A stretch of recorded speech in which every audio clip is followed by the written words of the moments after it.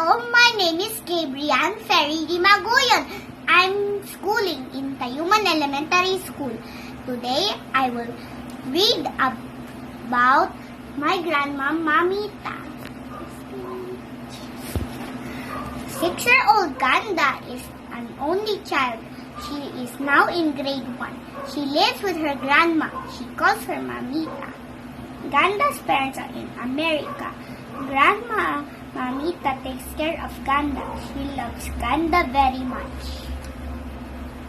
Grandma Mamita and Ganda are very good friends. They play games together, they watch TV together, they read books together, they do lots of things together.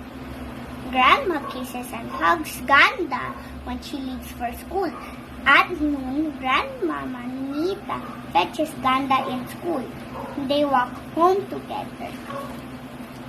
Sometimes they pass by a grocery store to buy goodies for Ganda. Uncle Gabi comes and says in a sad voice, Grandma is sick. She is in the hospital. Ganda feels sad. She does not like to go to school.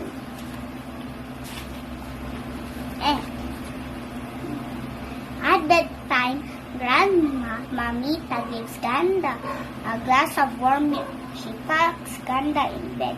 She reads to Ganda her favorite story.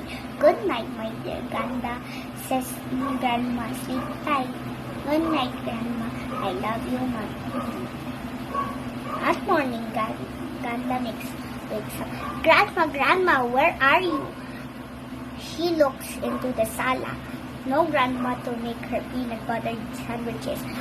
No grandma to give her a glass of lemon juice.